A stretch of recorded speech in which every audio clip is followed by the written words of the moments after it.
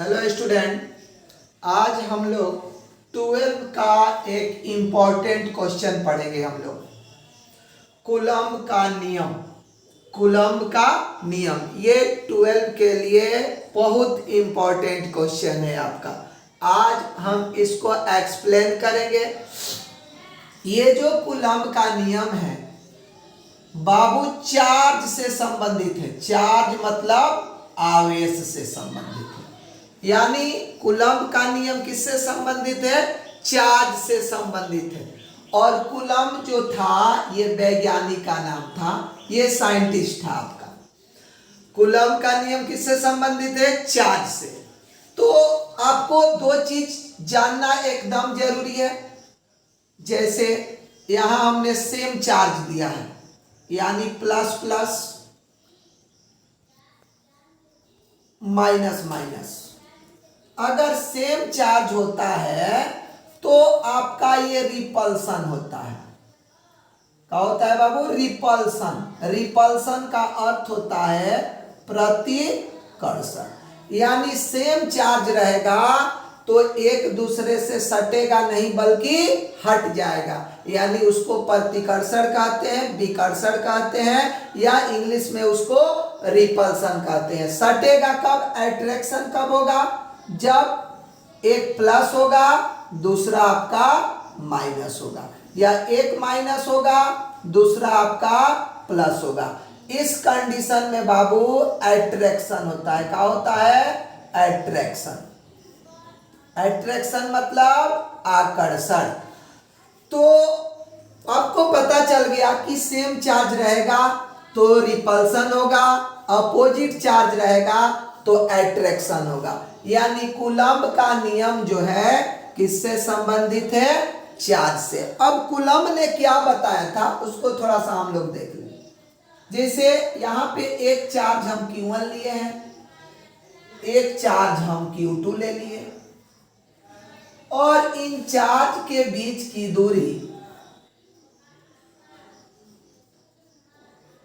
In charge के बीच की दूरी हमने कितना रख लिया? R रख लिया। यानी दो चार्ज लिए हम, एक Q1 और एक चार्ज ले लिए हम Q2। दोनों के बीच की दूरी क्या रख लिए हम? R। अब पता है कि चार्ज के कारण दो प्रकार का बल लग रहा है। एक आपका प्रतिकर्षण, एक आपका आकर्षण। ये किसके कारण बल लग रहा है? चार्ज के कारण बल लग रहा है, अट्रैक्शन और रिपल्सन। तो अट्रैक्शन भी हो सकता है और रिपल्सन भी हो सकता है। तो कूलम्ब ने बताया अपने नियम में दो आवेशों के बीच लगने वाला आकर्षण या प्रतिकर्षण बल उन आवेशों के परिमाणों के गुणनफल के समानुपाती और उनके बीच की दूरी के वर्ग के व्युत्क्रमानुपाती होता है। फिर से सुन लीजिए।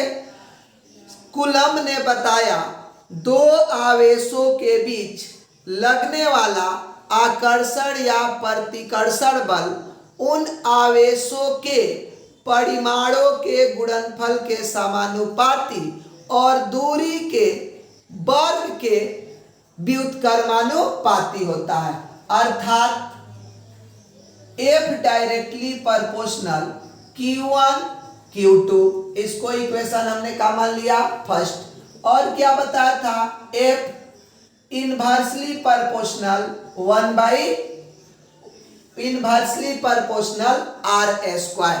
डायरेक्टली बोलना हो तो 1/R स्क्वायर कह सकते हैं, इनवर्सली बोलना हो तो सिर्फ R स्क्वायर कह सकते हैं। तो कूलम्ब ने यही बताया था कि दो आवेशों के बीच लगने वाला आकर्षण या प्रतिकर्षण बल उन आवेशों के परिमाणों के गुणनफल के समानुपाती और उनके बीच की दूरी के वर्ग के व्युत्क्रमानुपाती होता है।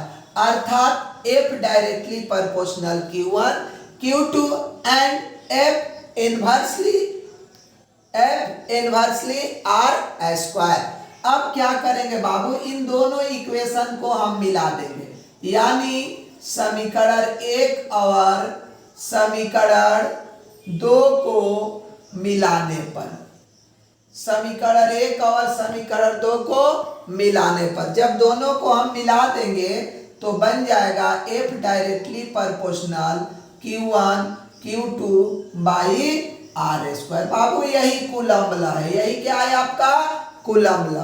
अब आपको पता होना चाहिए कि ये जो डायरेक्टली प्रोपोर्शनल रहता है इसको हटाते हैं तो कोई कांस्टेंट वैल्यू हम लोग रख लेते हैं, यानी F के Q1 Q2 by are square, यानी K आपका क्या हो गया बाबू, कांस्टेंट वैल्यू हो गया। क्या हो गया, कांस्टेंट वैल्यू हो गया।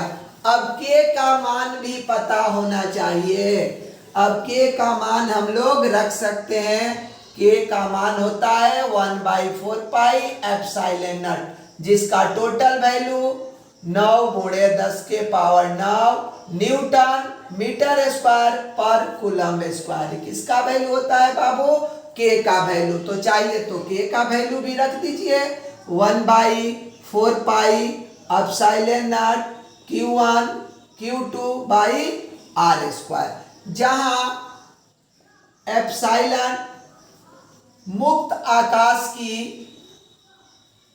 या निर्वात की परावैद्युतता है। क्या है जी, जो इनर्ट है आपका मुक्त आकाश या निर्वात की परावैद्युतता है, जिसका मान होता है 8.854 इंटू 10 के पावर -12 फैराडे पर मीटर।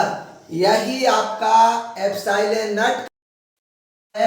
एप्सिलॉन नॉट क्या होता है, मुक्त आकाश या निर्वात की परावैद्युतता। आशा करता हूं कि आपको कूलम्ब्स लॉ समझ में आ गया होगा। That's all, thank you.